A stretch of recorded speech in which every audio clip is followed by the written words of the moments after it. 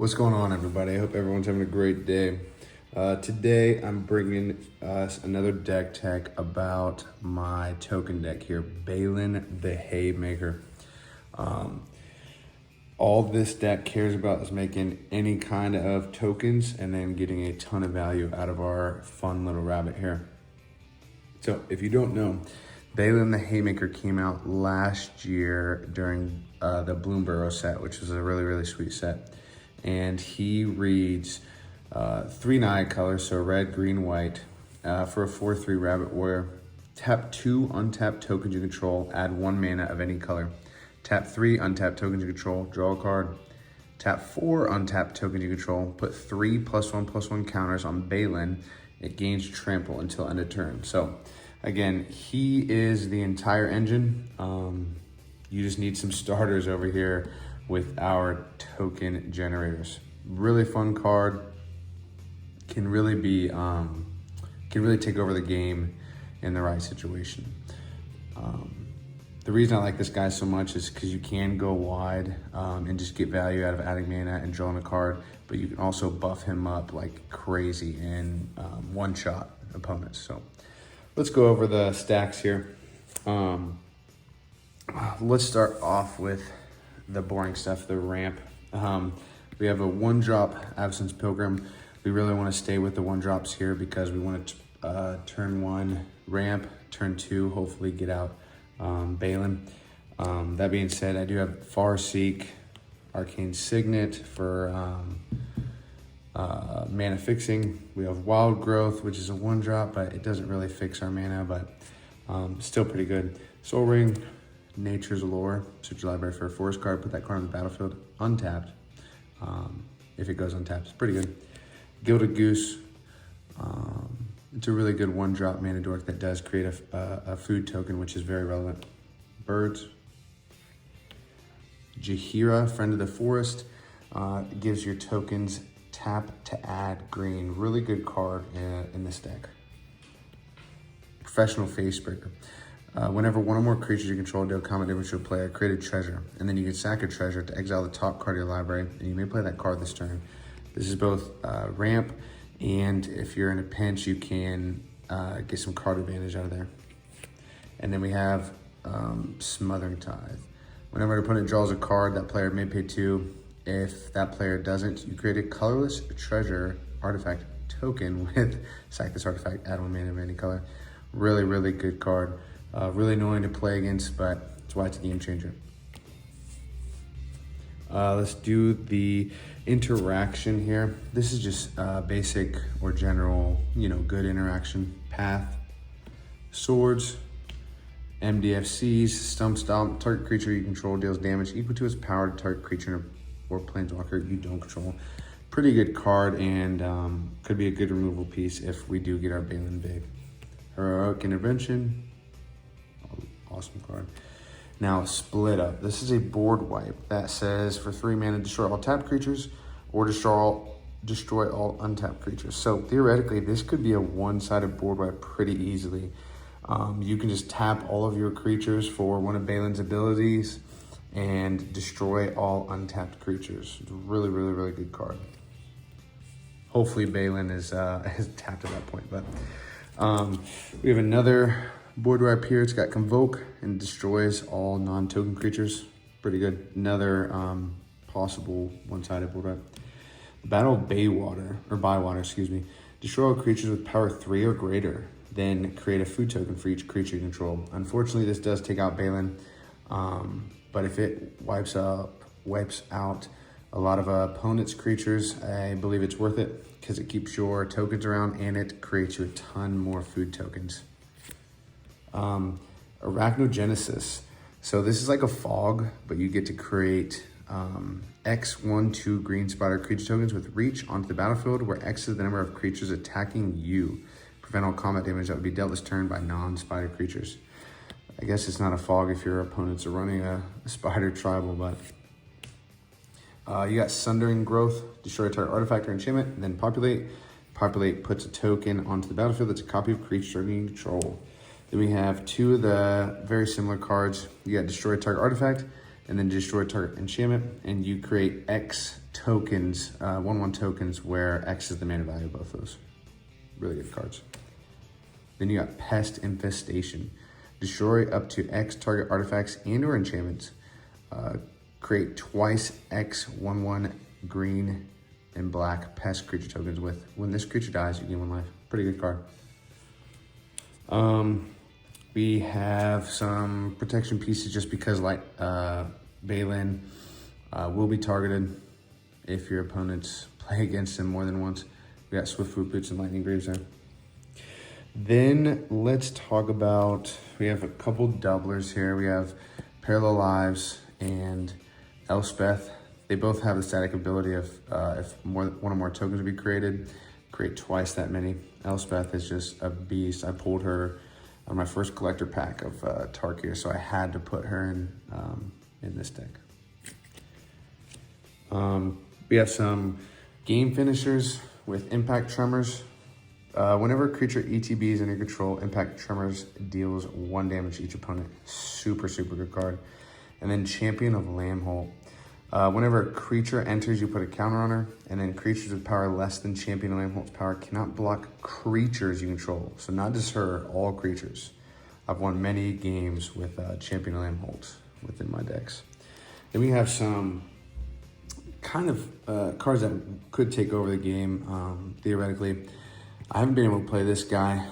It's just a fair version of our next card we're going to talk about. But at the beginning of your end step, untap each creature you control. You pay 4 and creatures get +1/+1 until end turn. Theoretically, if you can make up a bunch of mana with Baylen, you can just buff your creatures up insane. And then untap them at your end step and do the same thing on your opponent's turn. Now, the good version of this is Seedborn Muse. Untap all permanents you control during each player's untap step. Crazy card. Just got put on the game changer list for a reason. And you could be playing, doing more game actions than your opponents on their turns with Seedborn Muse. Really fun card to play with. Not very fun to play against. Then we have some card advantage here. We got Rumor Gatherer. It's just a cheap, card advantage card. Whenever another creature enters under your control, scry 1. If it's a second time this ability is resolved this turn, draw a card instead. So you'll constantly scry. It'll always trigger to scry, but that second turn will draw a card. Audience with Tristani. Create a 0/1 plant, then draw cards equal to the number of differently named creature tokens you control. We are going to be creating a lot of different creature tokens in this deck. It isn't like a tribal deck, so this could draw us a few cards. Kutsul.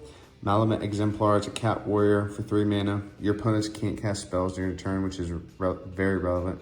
Whenever one more creature you control deals damage with power greater than its base power, deals combat damage to a player, draw a card.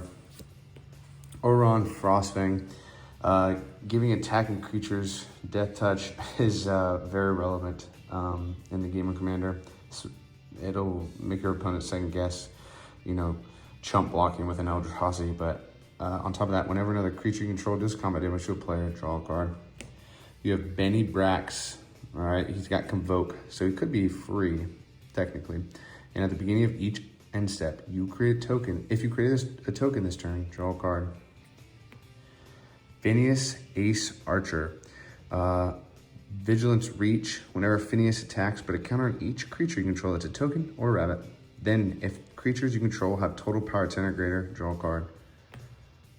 Caretaker's Talent. Whenever one or more tokens you control enter, draw a card. This ability triggers only once each turn. And eventually, if we get it down to level 3, it gives all our tokens +2/+2. Pretty good. Then we got a Welcoming Vampire. 2/3 flyer. Whenever one or more creatures with power 2 or less ETB under control, draw a card. Again, it only triggers once a turn, but it's a good draw engine. Now, we have some token creators. We have Kadier, Caller of the Small, 3/3 Trampler, and whenever Kadier, Caller of the Small deals combat damage to a player, for each token you control, create a 1/1 rabbit creature token. If you have a ton of tokens, this little card can go nuts. If you can get through with 3, this little card can go crazy. I thought about building this as the commander before I ended up going with Baylen. We got Scoot Swarm. We all know him. We all hate him. Doubles your Scoot Swarms if you control 6 or more lands, and it can just exponentially get bigger and bigger and bigger. Pretty good card.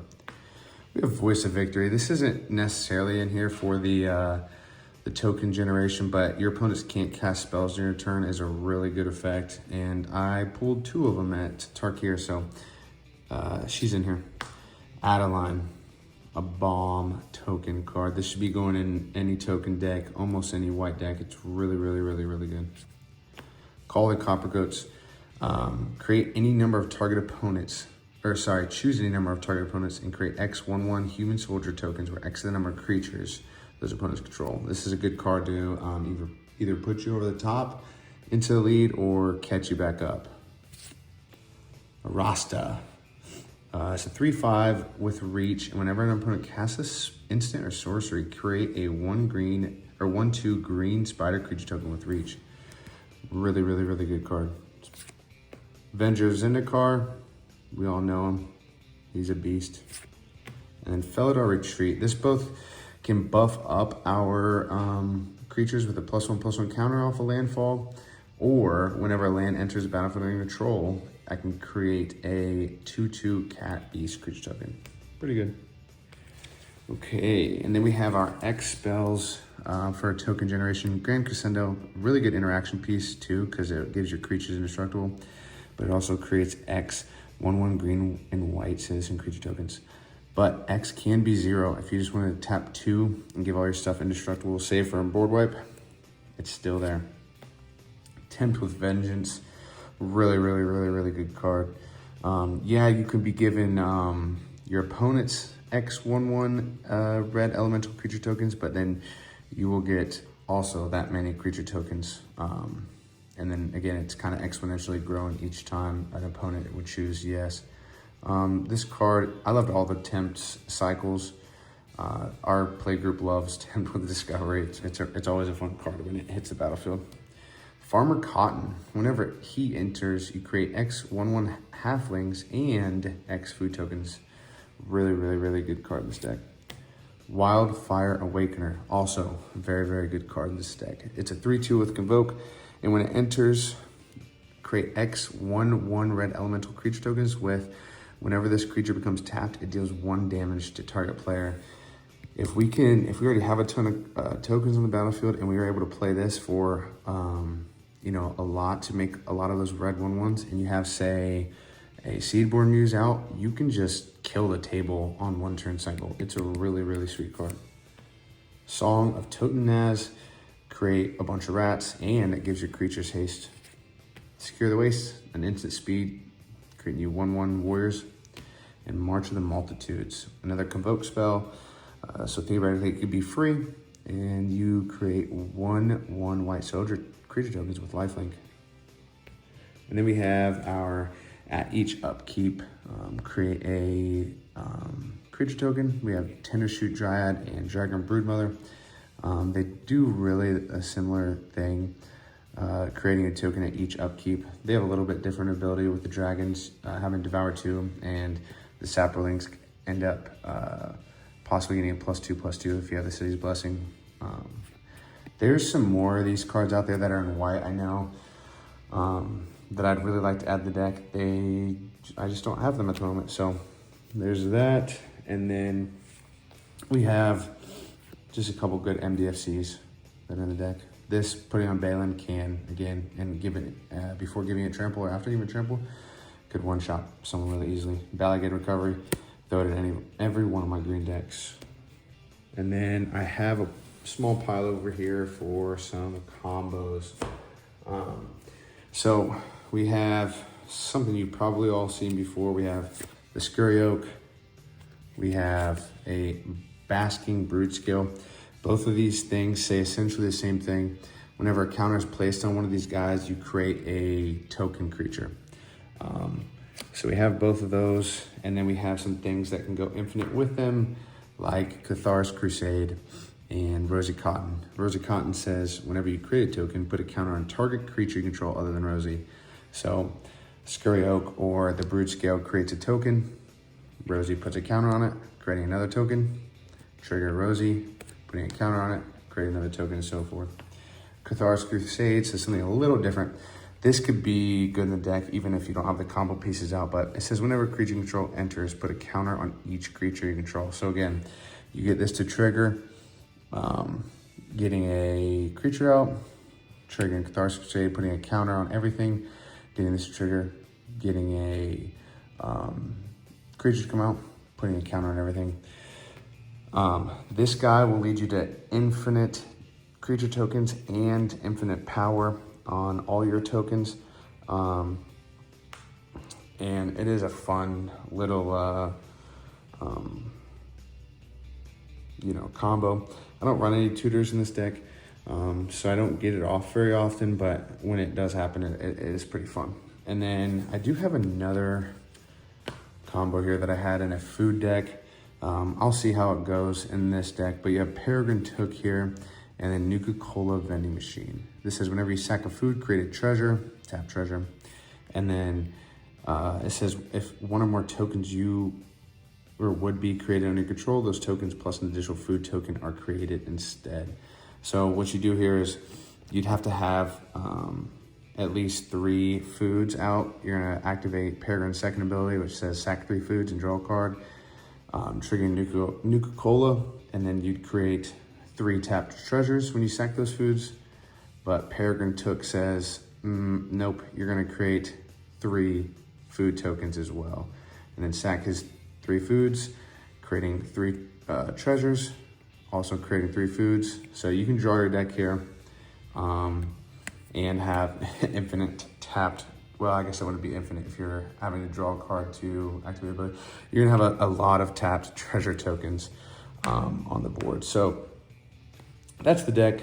Go ahead and let me know what you guys think of the deck, what you would add to the deck. What's a cool card that's maybe a little niche or more niche in the deck that I could throw in here. So yeah, I hope everyone has a great weekend. Peace.